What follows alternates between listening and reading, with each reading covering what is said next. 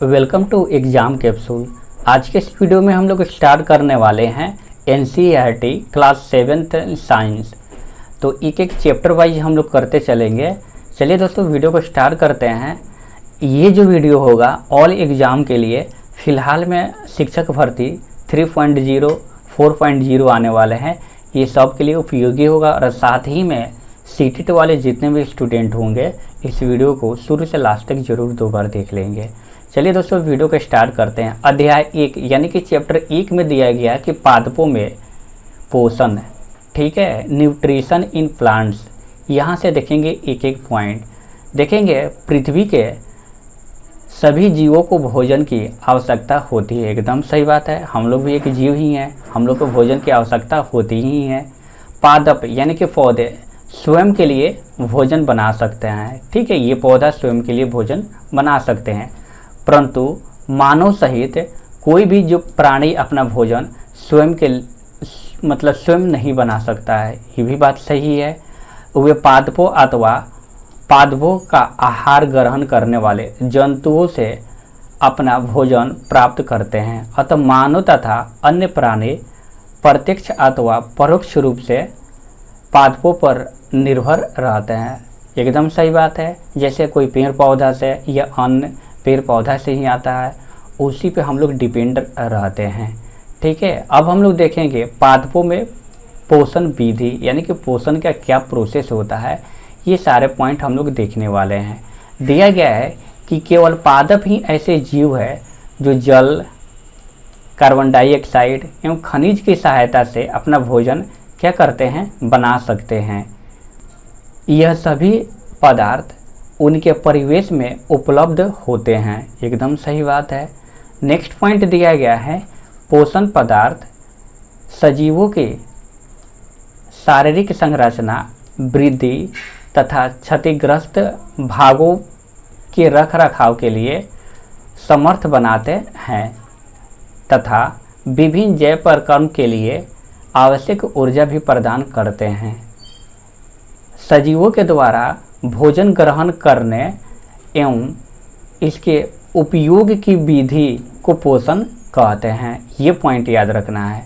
क्या करना है कि सजीवों के द्वारा भोजन ग्रहण करने एवं इसके उपयोग की विधि को पोषण कहते हैं, ठीक है। पोषण की वह विधि जिसमें जीव अपना भोजन स्वयं संश्लेषित करते हैं, उसी को हम लोग क्या बोलते हैं, स्वपोषण कहलाती है, यानी कि स्वपोषण कहते हैं। अतः ऐसे पादपों को क्या बोलते हैं, स्वपोषी बोलते हैं।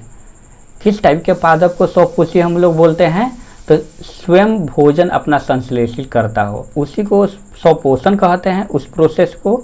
और ऐसे पौधे को स्वपोषी पौधा कहते हैं, ठीक है। नेक्स्ट पॉइंट है इसमें कि जंतु एवं अधिकतर अन्य जीव पादपों के द्वारा संश्लेषित भोजन ग्रहण करते हैं, उन्हें विषमपोषी बोलते हैं। विषमपोषी किसको बोलते हैं, तो जंतु एवं अधिकतर अन्य जीव पादपों के द्वारा संश्लेषित भोजन ग्रहण करते हैं, उन्हें विषमपोषी कहते हैं। अब हम लोग देखने वाले हैं प्रकाश संश्लेषण, पादपों में खाद्य संश्लेषण का प्रक्रम, ठीक है। कैसे जो प्रकाश संश्लेषण होता है उसका प्रोसेस देखेंगे। दिया गया है कि पत्तियां पादप की खाद्य फैक्ट्रिया है, ये पॉइंट याद रखना है। कौन सा, तो ये पत्तियां। अतः सभी कच्चे जो पदार्थ होता है पत्तियों तक पहुंचने चाहिए। मृदा में उपस्थित जल एवं खनिज जड़ के द्वारा अवशोषित किए जाते हैं, ये भी सही बात है। मृदा में उपस्थित जो भी जल होता है, ये मिट्टी में जल और खनिज, ये सब जड़ के द्वारा अवशोषित किए जाते हैं तथा तने के माध्यम से पत्तियों तक पहुंचाए जाते हैं। अब जड़ में आएगा, वहाँ से तना में आएगा, तना से पत्तियों तक पहुंचाए जाते हैं। पत्ती की सतह पर उपस्थित सूक्ष्म रंध्रों के द्वारा जो छिद्र होता है, वायु में उपस्थित कार्बन डाइऑक्साइड क्या करता है, प्रवेश करता है, यानी कि एंट्री करता है। नेक्स्ट पॉइंट दिया गया है कि जल एवं खनिज वाहिकाओं के द्वारा पत्तियों तक पहुंचाए जाते हैं। ये वाहिकाएं नली के समान होती है तथा जड़, तना, शाखाओं एवं पत्तियों तक फैली होती है। पोषकों को पत्तियों तक पहुंचने के लिए वाहिकाएं एक सतत मार्ग बनाती है। ठीक है, पत्तियों में एक हरा वर्णक होता है, ये भी याद रखना है, जिसे क्लोरोफिल कहते हैं। क्लोरोफिल सूर्य के प्रकाश यानी कि सौर प्रकाश की ऊर्जा का संग्रहण करने में पत्तियों की सहायता करता है।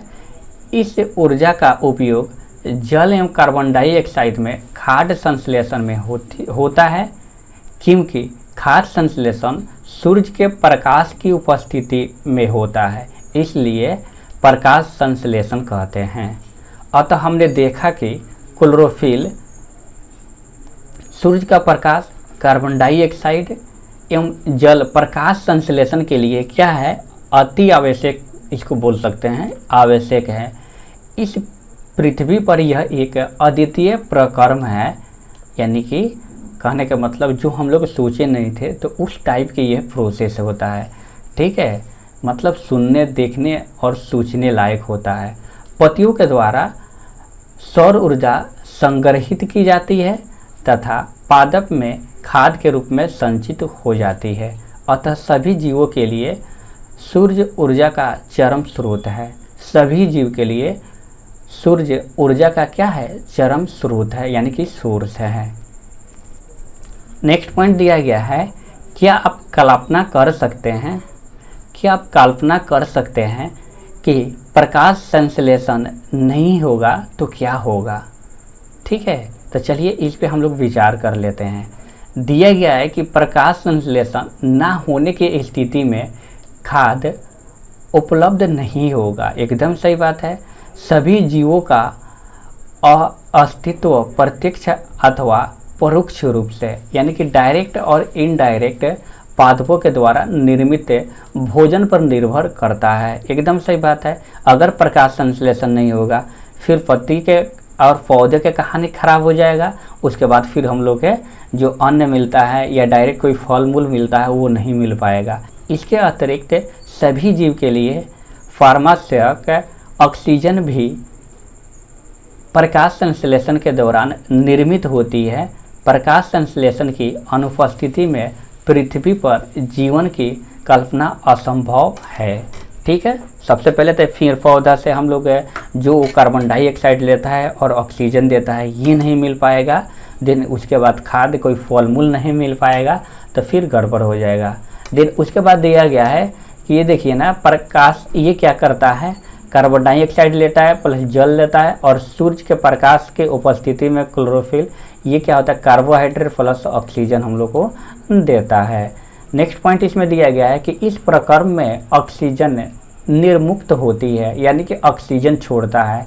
कार्बोहाइड्रेट अंततः पत्तियों में मंड यानी कि स्टार्च के रूप में क्या होता है, संचित होते हैं। अब यहाँ देख सकते हैं, यहाँ देखना क्या है, तो यहाँ देख सकते हैं ये जो आपका सूर्य हो गया, ठीक है, और यहाँ पर प्रकाश संश्लेषण आ रहा है। देन उसके बाद आप देखिएगा तो यहाँ पर क्या है, कार्बन डाइऑक्साइड है, और यहाँ से देखिए ना, यहाँ से कार्बन डाइऑक्साइड, ठीक है, और पत्तियों में क्लोरोफिल, और यहाँ से जड़ से क्या लेता है, आपका खनिज और जल लेता है, जड़ से लेता है। ठीक है, तो इस पॉइंट को याद रखिएगा, कार्बन डाइऑक्साइड लेता है, ऑक्सीजन छोड़ता है। नेक्स्ट पॉइंट पे हम लोग आ जाते हैं। दिया गया है कि पत्तियों के अतिरिक्त पादपों के दूसरे हरे भाग जैसे कि हरे तने, हरी शाखाओं में भी प्रकाश संश्लेषण होता है। मरुस्थलीय पौधों में वाष्पोत्सर्जन के द्वारा जल क्षय को कम करने के लिए पत्तियों, सल्क अथवा इन पादपों के तने हरे होते हैं, जो प्रकाश संश्लेषण का कार्य करती है। नोट में दिया गया है कि आपने गीली दीवारों पर तालाब अथवा ठहरे हुए जल के हरे अवकंपी यानी कि जो काई नहीं लगा रहता है ग्रीन कलर के, देखे होंगे। यह सामान्यतः कुछ जीवों की वृद्धि के कारण बनते हैं, जिन्हें क्या बोलते हैं, शैवाल बोलते हैं। क्या आप कल्पना कर सकते हैं कि इनका रंग हरा क्यों होता है? इनमें क्लोरोफिल होता है, जिनके कारण ये हरे दिखाई देते हैं। शैवाल भी प्रकाश संश्लेषण के द्वारा अपना भोजन स्वयं बनाता है। यहाँ से देखेंगे कुछ और पॉइंट दिया गया है कि पादपों में पोषण की अन्य विधियाँ, ठीक है। दिया गया है कि कुछ पादप यानी कि पौधे ऐसे भी है जिनमें क्लोरोफिल नहीं पाया जाता है, वे भोजन संश्लेषित नहीं कर सकते हैं। मनुष्य एवं अन्य प्राणियों की तरह से पादप भी अपने पोषण के लिए अन्य पादपों के द्वारा निर्मित खाद्य पर निर्भर होते हैं। वे विषमपोषी प्रणाली का उपयोग करते हैं। जैसे आप देख सकते हैं यहाँ पे एक फिगर लगा दिया गया है, उसको आप देख के समझ सकते हैं, ठीक है। जैसे कि परपोषी पादप अमरवेल आप एग्जाम्पल ले सकते हैं, ठीक है।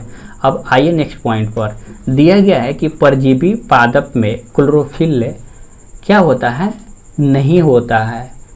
ये अपना भोजन उस पादप से प्राप्त करते हैं जिस पर ये आरोहित होते हैं।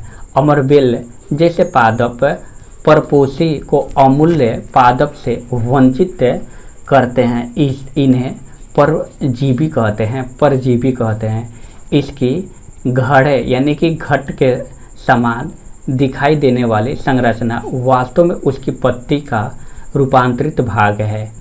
पत्ती का शीर्ष भाग घड़े का ढक्कन बनाता है। घड़े के अंदर अनेक रोम होते हैं जो कि नीचे की ओर ढलके रहते हैं, अर्थात अधोमुखी होते हैं। जब कोई कीट घड़े में प्रवेश करता है तो ये उसके रोमों के बीच फंस जाता है और घड़े में उपस्थित 50 रस के द्वारा कीटों का पाचन हो जाता है, ठीक है। यानी कि क्या होता है ना, वो ढक्कन जो होता है वो समझिए कि लगभग ये क्या होता है, बंद हो जाता है। जैसे आगे भी हम लोग देखते हैं कीट भक्षी पादप भी होते हैं। कीटों का भक्षण करने वाले ऐसे पादप कीट भक्षी कहलाते हैं। वीनस फ्लाई ट्रैप सनड्यू कीटभक्षी पादप को 2 अन्य उदाहरण है। तो आप देख सकते हैं यहाँ पे ये ढक्कन के जैसा होता है, इसमें फंस जाता है आके। अब देखेंगे मृतजीवी।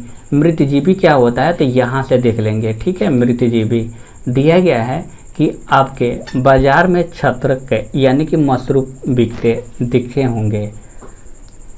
आपके बाजार में छत्रक यानी कि जो मशरूम बिकते देखे होंगे।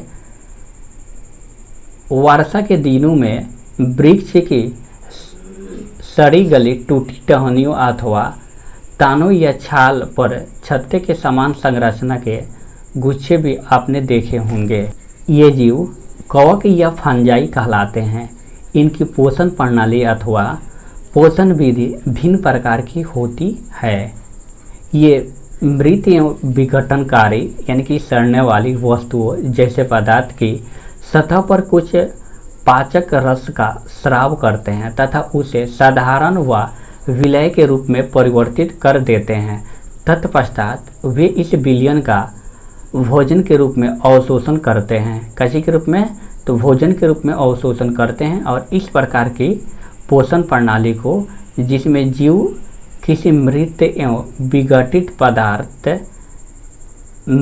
विघटित जैविक पदार्थों से पोषण तत्व प्राप्त होते हैं, मृतजीवी पोषण कहलाती है। मृतजीवी पोषण प्रणाली का उपयोग करने वाले जीव मृतजीवी कहलाते हैं।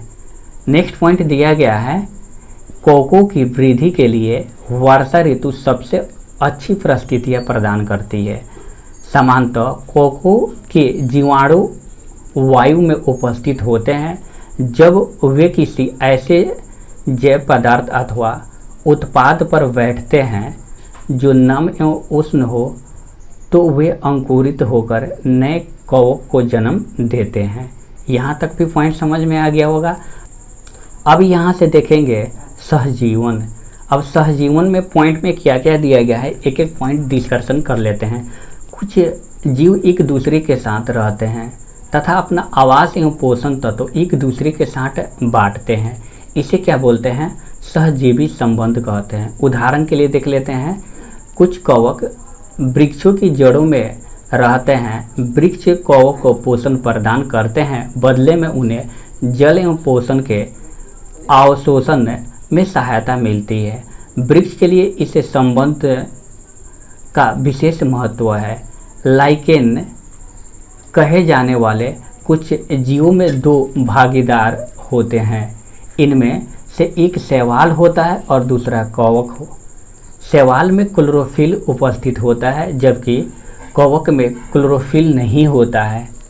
कवक शैवाल को रहने का स्थान यानी कि आवास, जल एवं पोषण तत्व उपलब्ध कराता है तथा बदले में शैवाल प्रकाश संश्लेषण के द्वारा संश्लेषित खाद्य कवक को देता है।